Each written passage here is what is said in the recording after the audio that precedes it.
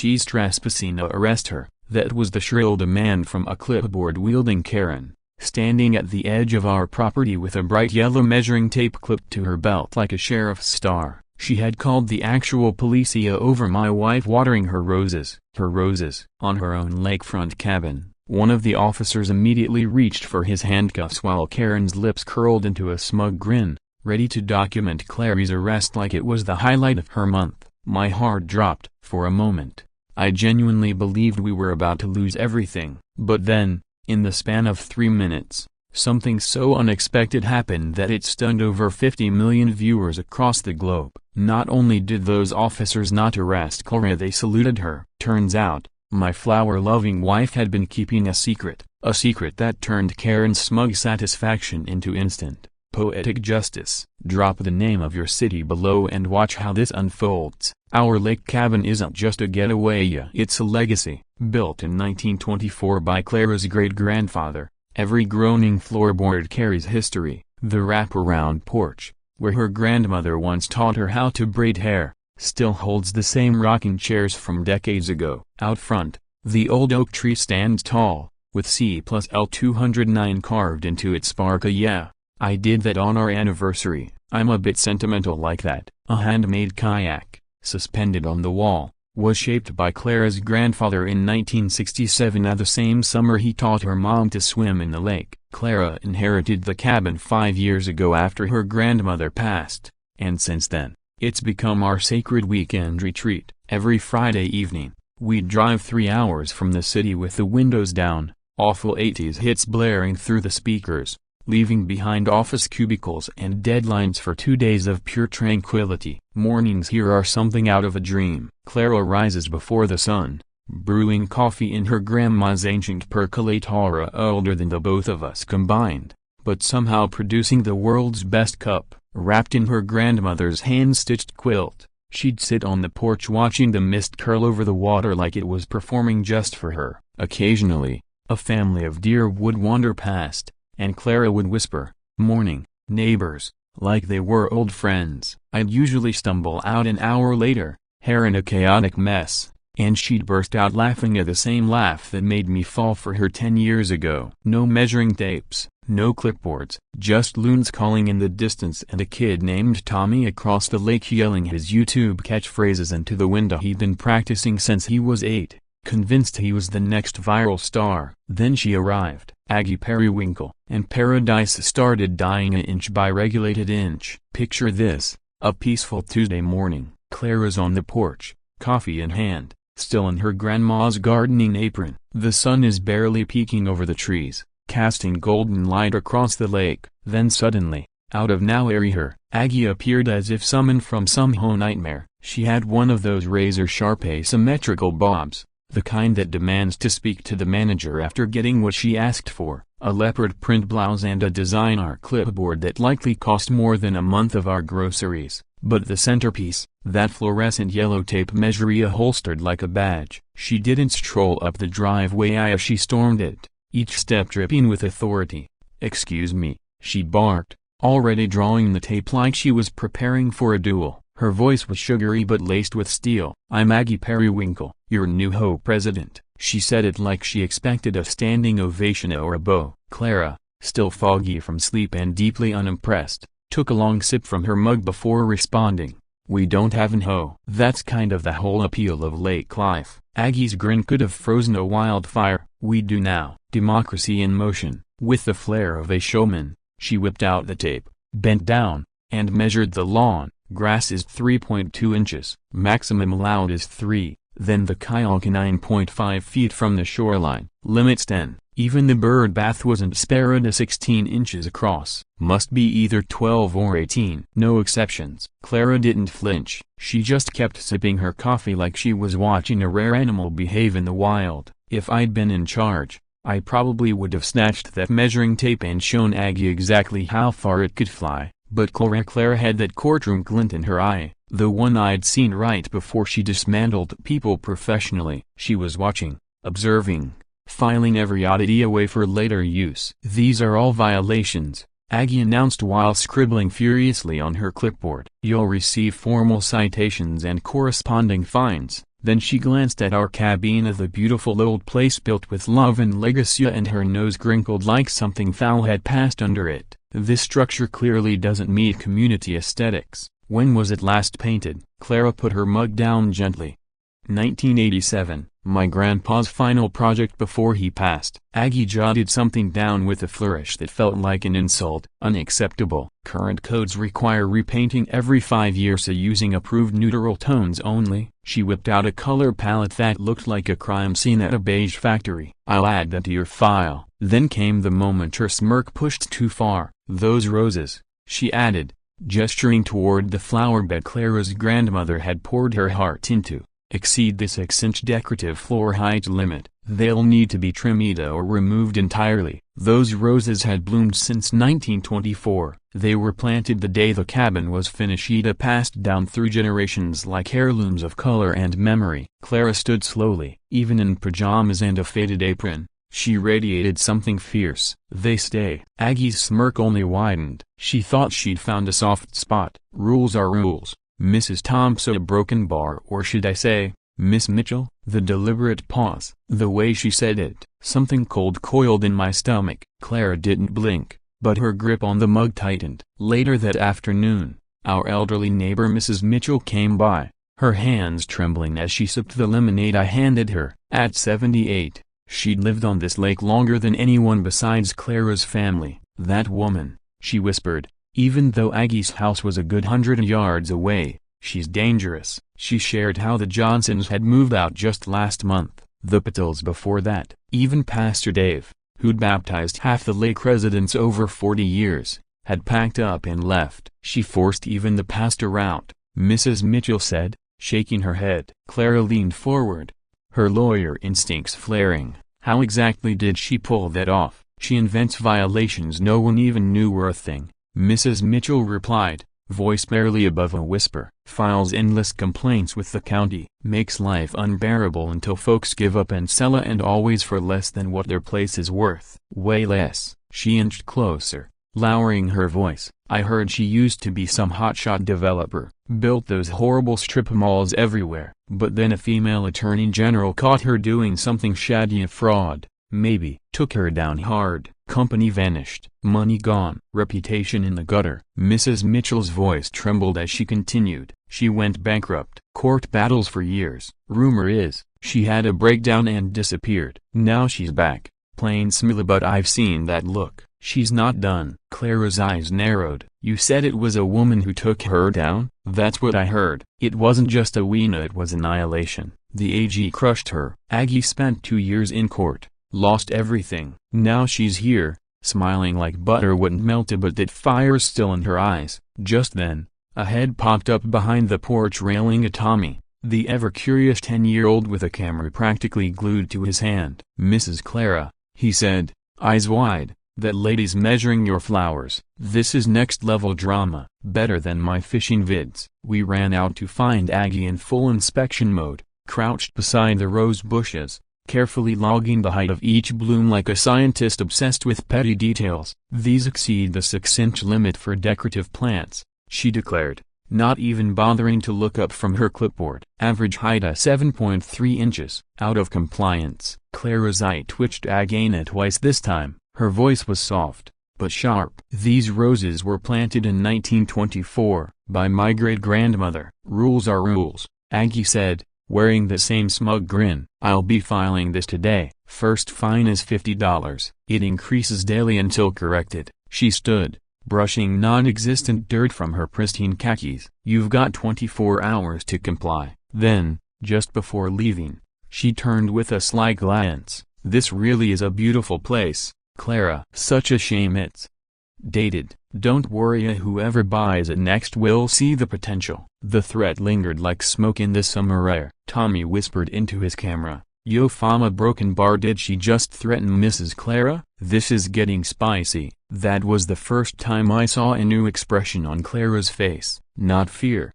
but realization, like a chess master suddenly aware their opponent wasn't bluffing. The next morning, at exactly 6 a.m., I woke to find Clara's side of the bed empty. Looking out the window, My heart skipped a beat. Aggie was on our lawn with a professional land surveyor. Clara was crouched behind the old oak, phone in hand, recording. I could hear Aggie's voice crystal clear in the stillness. Yes, $2 million of lakefront value, premium location. I'll have it cleared in 30 days. The surveyor asked something I couldn't catch, but Aggie's answer sent a chill through me. The current owners? Don't worry, I have my methods. Everyone sells eventually. This one thinks she's clever or uses her maiden name, has a bit of legal background, but I know who Clara Mitchell really is. That's why this win will be the most satisfying yet. Clara slipped back inside like a ghost. At breakfast, she barely touched her food, just pushed her eggs around with her fork. Then she looked up, her eyes burning and not with fear, but certainty. She's going to try to take our home, she said. And she knows exactly who I am. A broken bar. Wait, did she just say $2 million?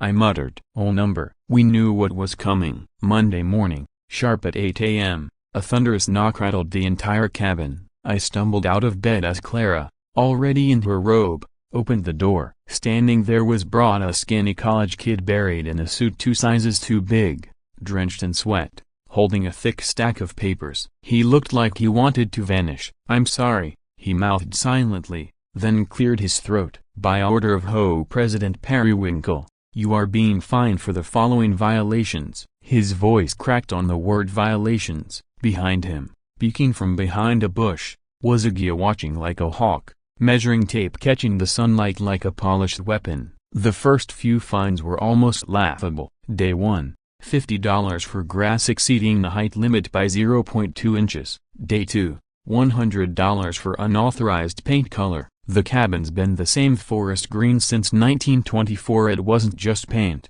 it was heritage. Day 3, $150 for noise disturbance. Translation? Birds singing before 8 a.m. How were we supposed to control that? I actually laughed when I read that one. What's next to charging us for sunlight hitting the lake too loudly? Day 4, $200 for kayak non-compliance. Day 5, $300 for a mailbox leaning 2 degrees off-center. By now, I'd started keeping a tally on the fridge with a magnet that read World's Best Husband, a Christmas gift from Clara. $800 in fines over 5 days. A broken bar just for living our lives. Every notice came via Brad, and with each visit, the poor kid looked more miserable. His hands trembled worse every time. Once, I even caught him mouthing "help me" before Aggie dragged him off by the collar like a scolded puppy. This is madness, I yelled one day, waving the bird-singing fine in the air. She's fining us for nature. What's next to charging us because the trees dare to exist? Clara, meanwhile, remained eerily composed. She photographed every citation, filed them meticulously into a folder labeled evidence, and thanked Brad politely each time, Mia confusing him more than if she'd screamed. But I knew that look. My wife wasn't surrendering as she was strategizing. She handled battles the same way she handled trials, quietly, efficiently, and with surgical precision. Then Friday night arrived and everything changed. We had racked up 17 violations, totaling $2,400 in fines. At 9 p.m.a.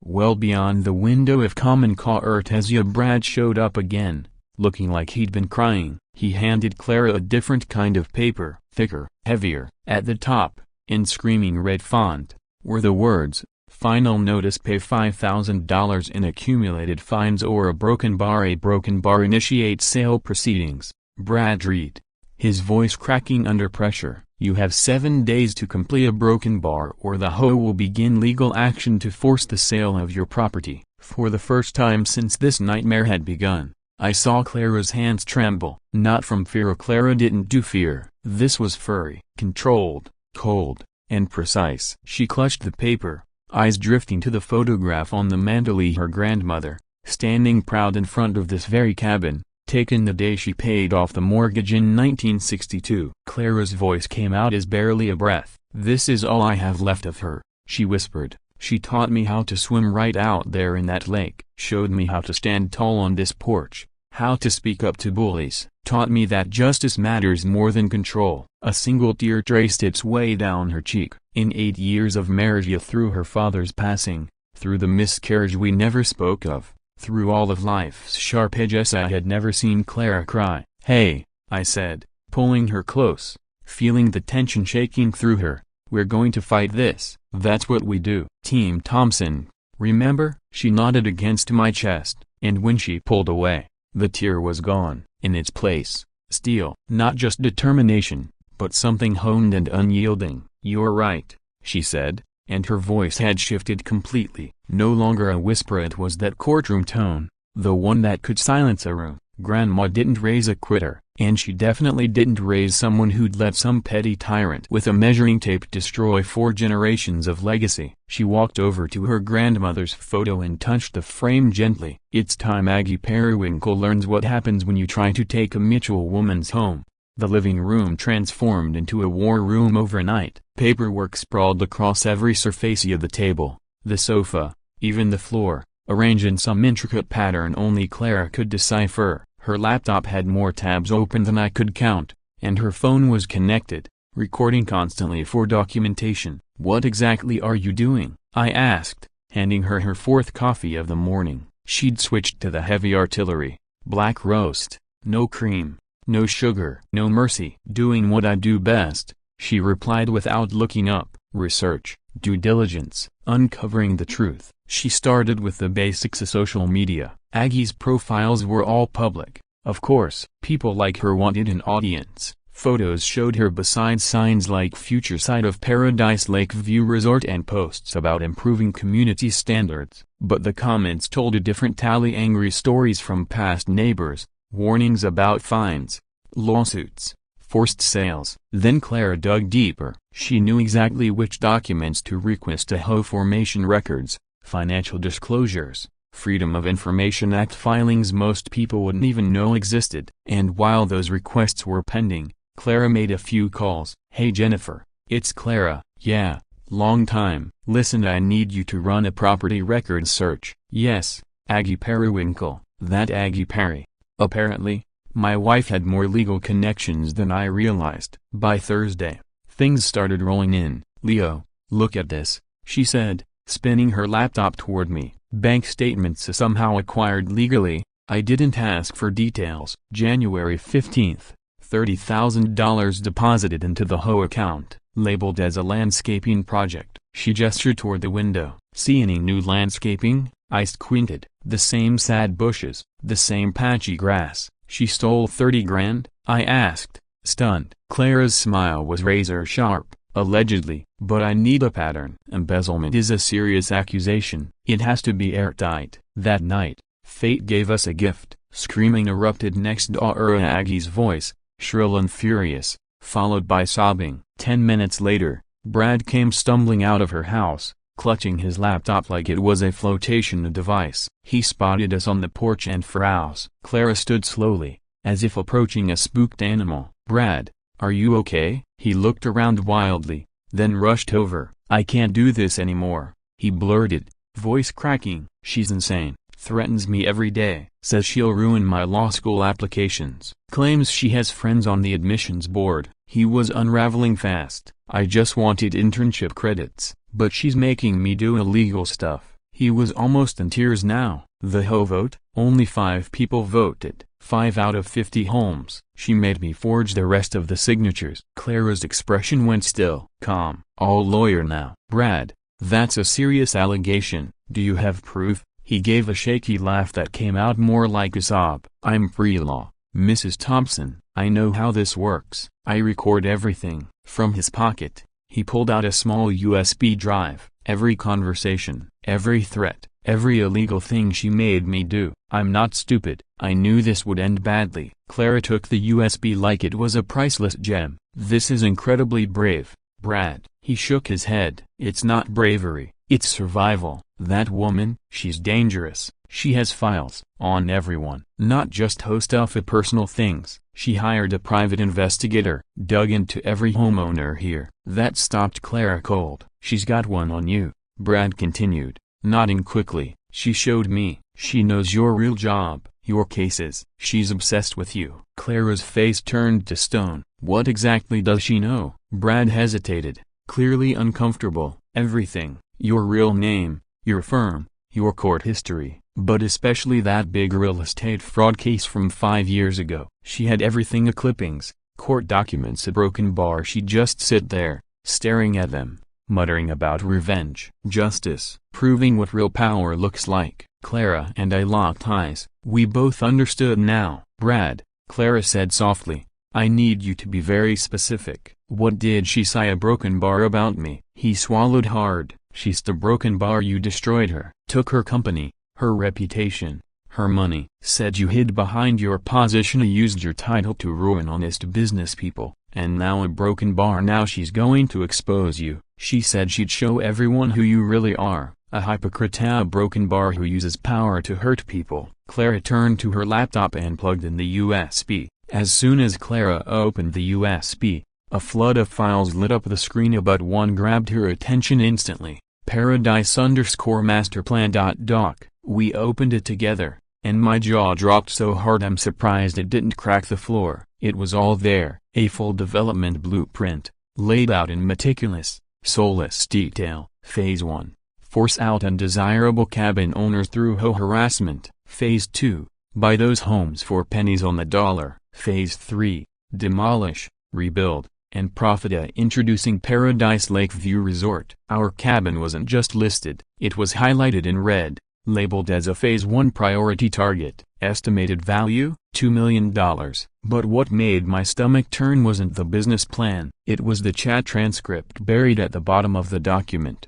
"Aggie, that female AG ruined me 5 years ago. Took everything I built. Developer, isn't going after lakefront property risky? Aggie, not when she's hiding here. Uses her maiden name, thinks she's safe. Aggie, Clara Thompson is actually Attorney General Clara Mitchell, and I'm going to destroy her just like she destroyed me." Clara's hand was steady until she read that last line. Then for the first time I saw it tremble. What could shake a woman who prosecuted criminal empires for a living? Drop your guesses in the comments. By Saturday morning, the tension in the air was thick enough to chew. The old community center, technically just a remodeled barn that still smelled faintly like Haya, had been transformed into Aggie's personal propaganda palace. Banners screamed from the walls, "Building a better tomorrow" and "Community standards matter." Posters of Aggie's face were everywhere, each beaming that polished smile. I counted 12 before we even reached the main hall. She'd taken suburban narcissism to a whole new level. 50 neighbors filtered in slowly,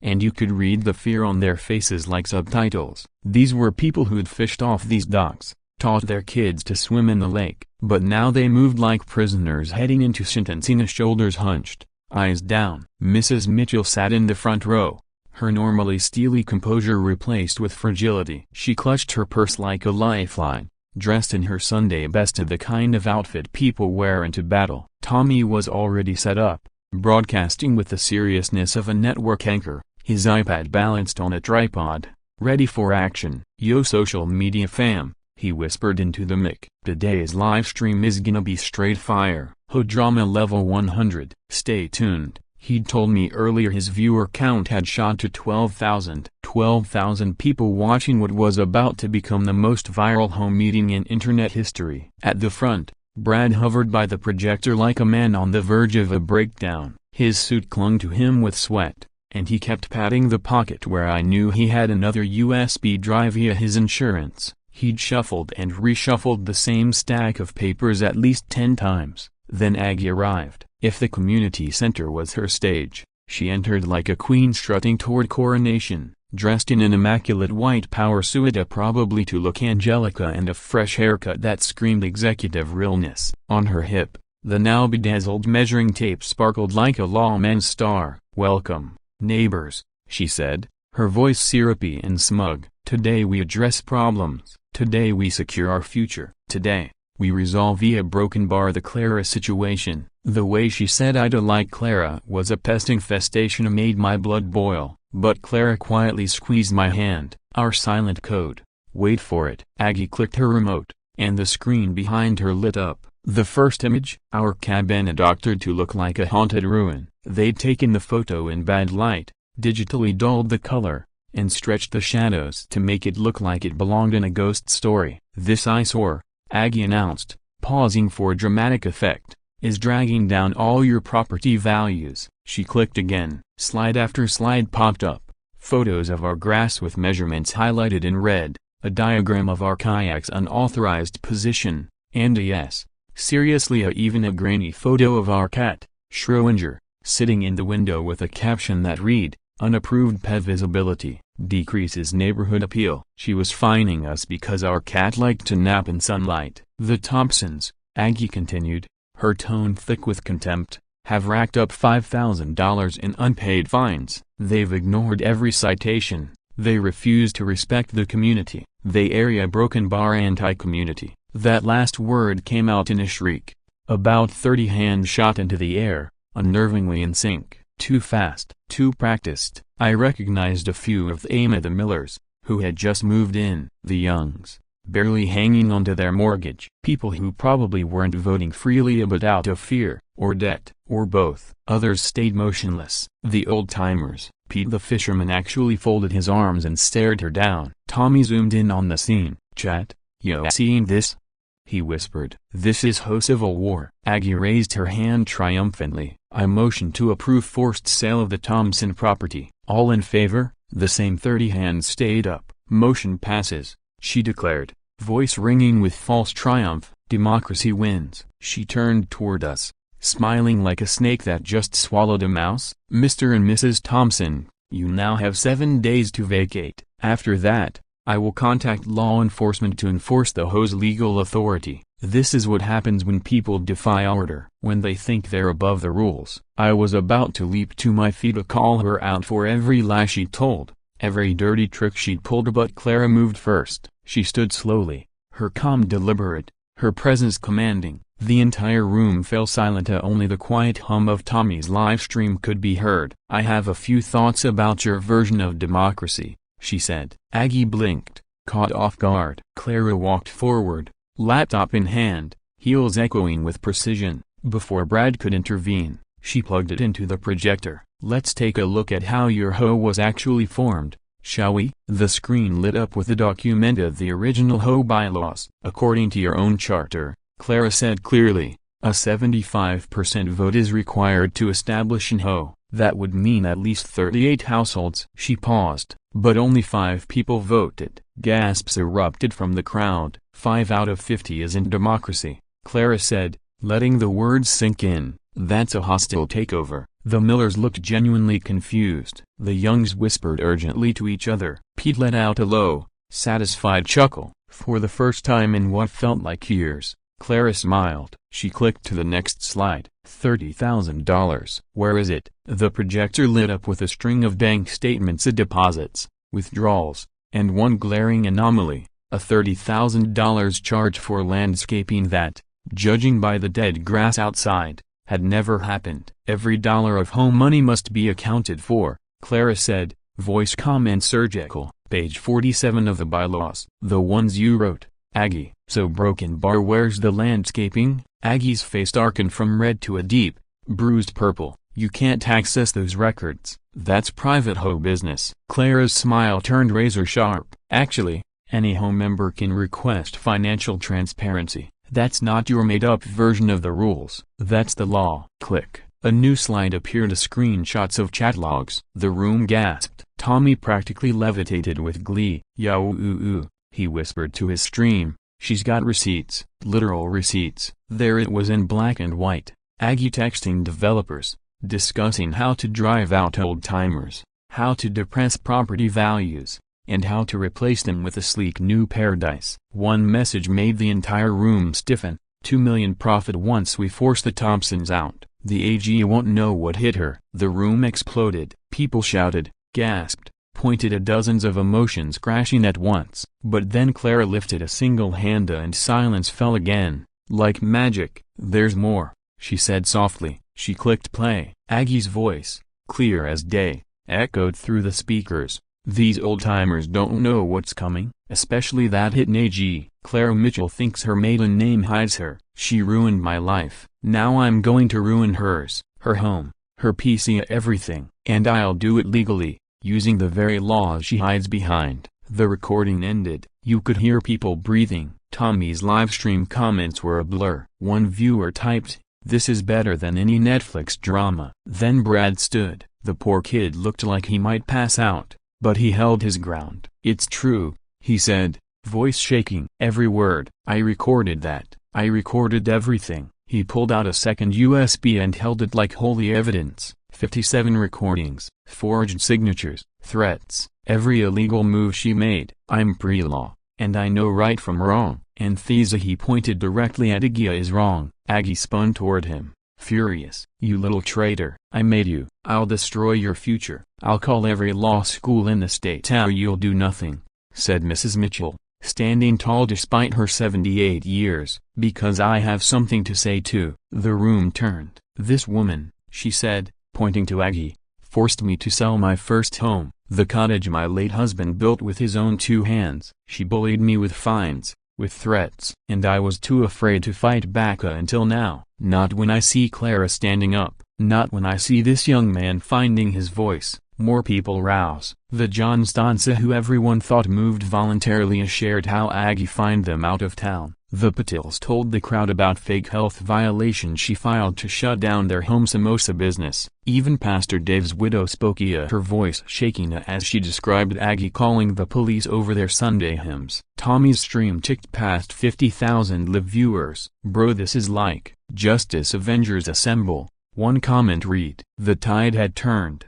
The 30 hands once raised in support of Aggie began to drop, one by one, shame on their faces, realization settling in. Aggie looked around, panicked. She clutched her rhinestone-covered measuring tape like a weapon. "You think this is over? I'll call the police. This is harassment, defamation. I'll sue every one of you." She stormed toward the exit, frantically dialing, "Hello? Police emergency. I'm being attacked by a mob, led by Clara Thompson. Send officers now." Clara just watched. Then she glanced at her watch and started counting. Softly, 3. A broken bar. Aggie's voice shrieked from outside. "Still on the call. They're violent. I'm under threat." A broken bar," Brad whispered. "What's she doing? Why is she counting?" 1. Clara's phone buzzed. She looked at the screen, and a small smile broke across her lips. "There it is." Mrs. Mitchell looked uneasy. "Clara dear, a broken bar. What if she really calls the police? What if they believe her?" Clara's smile widened. "Oh,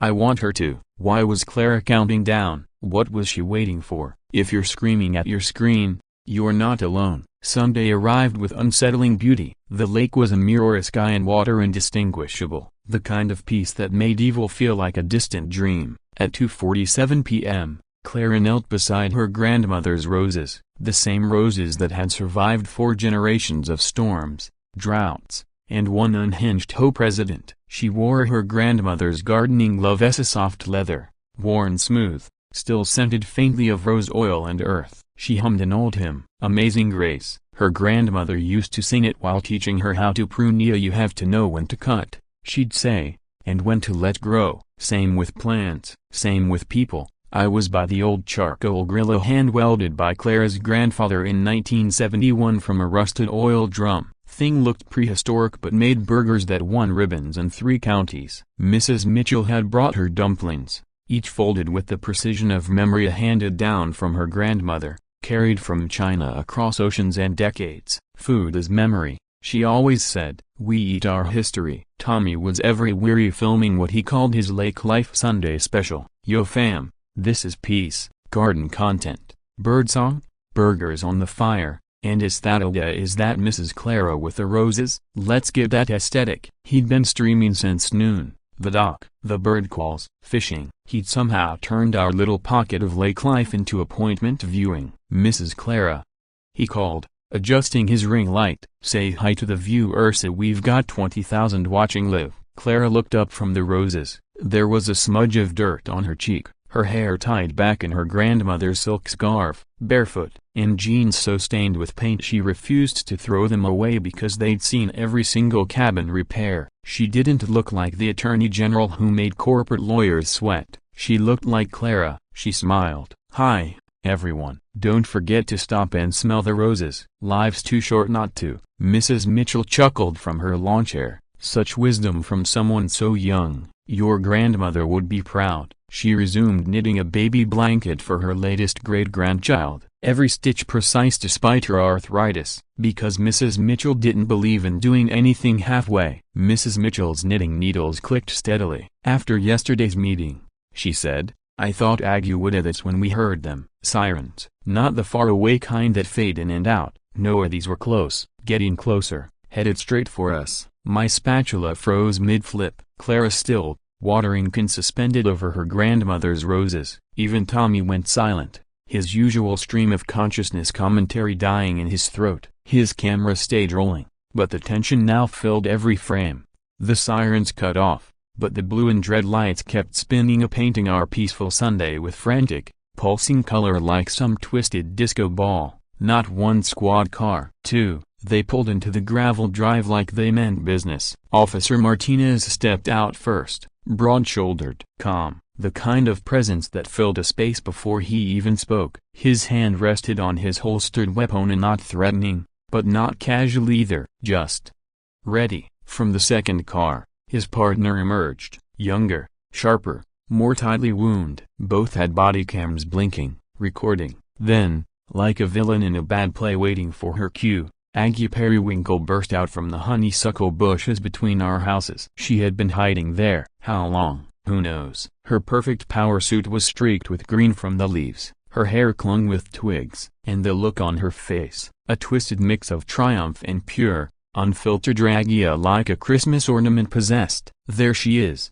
she screeched, pointing the trembling finger at Clara, the criminal. In the other hand, she waved a mess of printed emails, whole letters, anything she could scrounge together into something resembling evidence. Her measuring tape swayed like a deranged sheriff's badge. "This woman assaulted me. She's trespassing on whole land. She stole funds. She's using a fake name. She's a fraud. Check the recorder. She's the attorney general who ruined my life." Even the ducks took off at her shrill tone. Martinez approached Clara carefully, as officers do when they're not sure whether they're dealing with a liar, a lunatic, or a legitimate threat. His partner Johnson, according to the name Tonga, moved to flank him. They weren't being aggressive, but they were taking no chances. "Ma'am," Martinez said to Clara, tone professional, neutral, "we received a call reporting assault and trespassing. I'm going to need you to step away from the flowers." Clara set the watering can down with deliberate grace. The can clinked softly against the stepping stone. Her grandfather had maggia shells pressed into wet concrete the day her mother was born. She rose slowly, calm, controlled,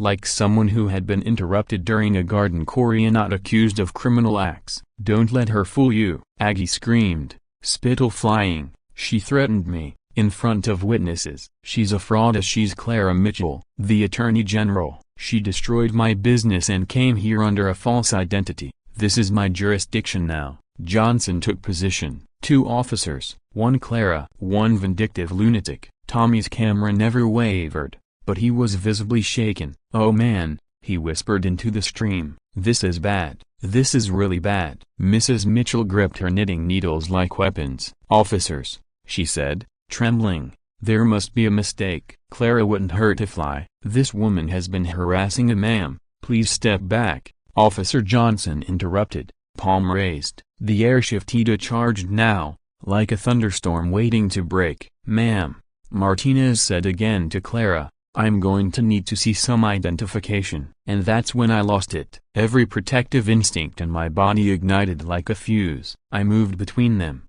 spatula still in hand like some deranged backyard knight. "That's my wife," I shouted. "This is our property. We've got deeds from 1924, documents, history. She's the one who's lying," Aggie shrieked, her measuring tape swinging wildly. "She's dangerous. Arrest her." She measures grass," I barked, now visibly unraveling. "She finds people for singing birds. She tried to steal our home." "Sir, step back," Martinez said, tone rising slightly. But I couldn't stop. "She embezzled $30,000. We have proof of USBs. Recordings, documents." Clara didn't do anything wrong. Clara touched my arm, gentle, reassuring, solid. "Leo," she said, calm as still water, "it's okay." "It's not okay." I was yelling, crying, maybe, definitely panicking. "They can't do this." "You didn't do anything. Trust me," she whispered. I looked at Hira Okada and saw something in her eyes I'd seen in courtroom videos of her.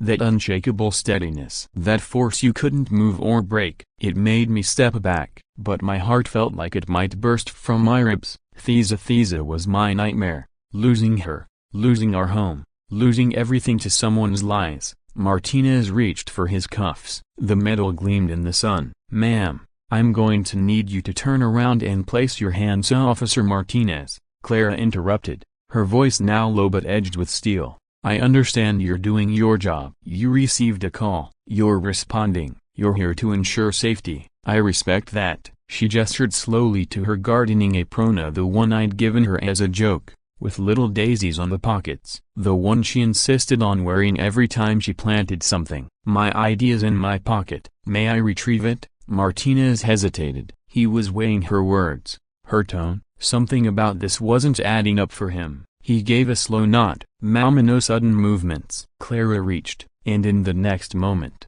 everything changed. Clara reached into her apron pocket with the calm precision of someone handling evidence in a courtroom. Not rushed, not nervous, like she'd done this exact dance before. Her knew each beat, each misstep, every single way this could go sideways. She pulled out a leather wallet, not the usual one with grocery receipts and coffee punch cards. This was different, official, worn in a way that said, "This has history." She opened it with practiced ease and slid out a card. Not a driver's license, not a credit card, something else, something that shimmered differently in the light. She held it out. "My identification," she said simply. Martinez took the card, clearly expecting a standard ID, something to type into his onboard system, but the moment his eyes hit it, something changed. His expression froze mid-read. Confusion came first, then realization, the seal, the title, the name, and then his eyes went wide, comically wide. "Thesa broken bar," he stammered. He looked up at Clara, then the card, then Clara again, like his brain was fighting the evidence in his hands. His voice came out low. "Reverend Assistant Attorney General Clara Mitchell." Everything stopped. The breeze, the birds, even the lake seemed to still. Tommy dropped his iPad. It hit the ground with a loud crack, and for once, he didn't care. "What?"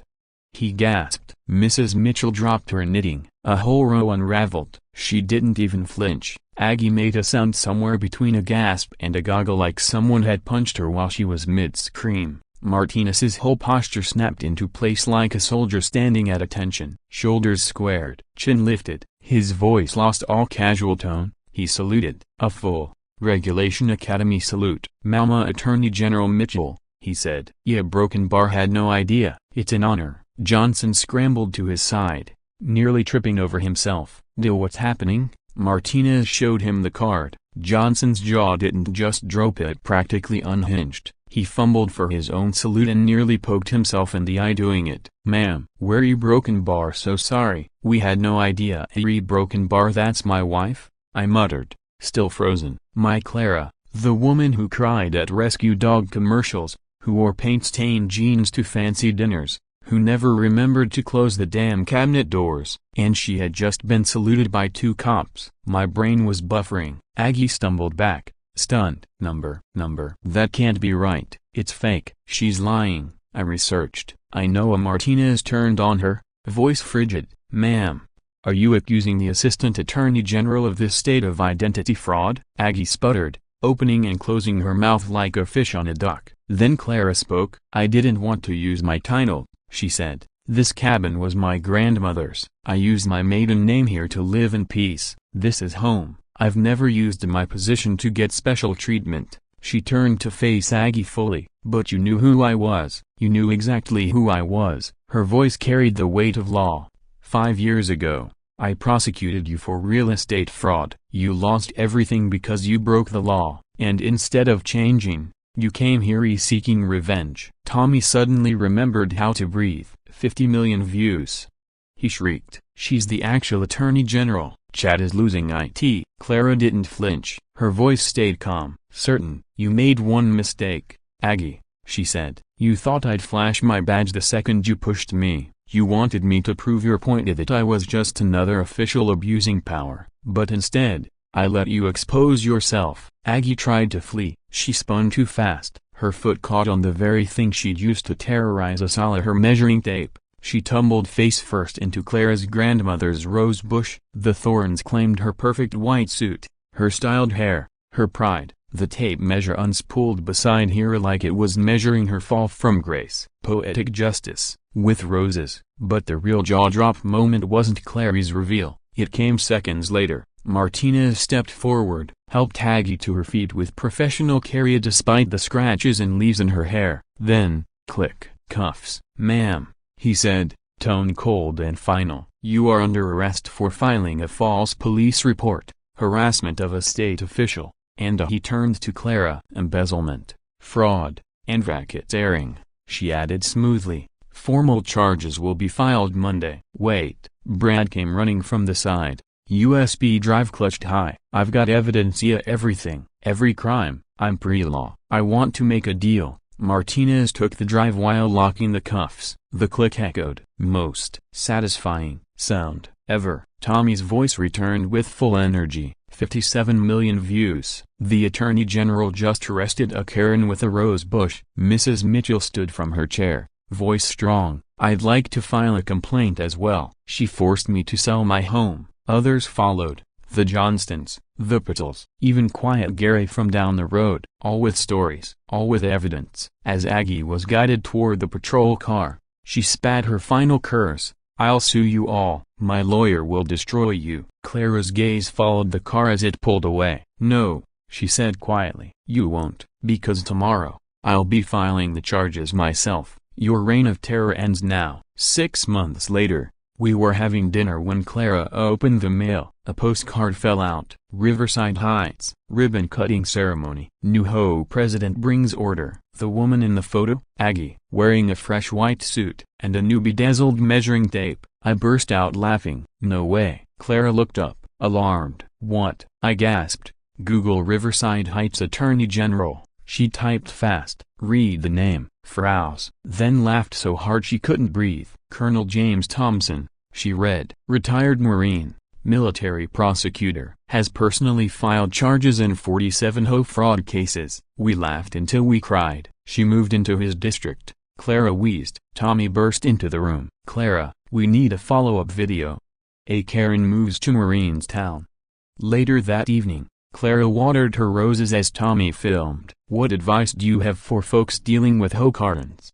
he asked. Clara smiled gently. "Document everything, know your rights, and remember, silence isn't weakness. Sometimes, the quietest person in the room is the most dangerous." "But you're so nice," Tommy said. "That's the point," Clara replied. "Real power isn't using it, it's knowing when not to." She paused, eyes twinkling. "And Aggie? She spent months measuring everyone else, but she never stopped to measure herself." 6 months later, Clara receives mail that makes her laugh until she cries. What did Karen do now? Still watching? You're a legend. Drop your city in the comments. Karen might be coming your way.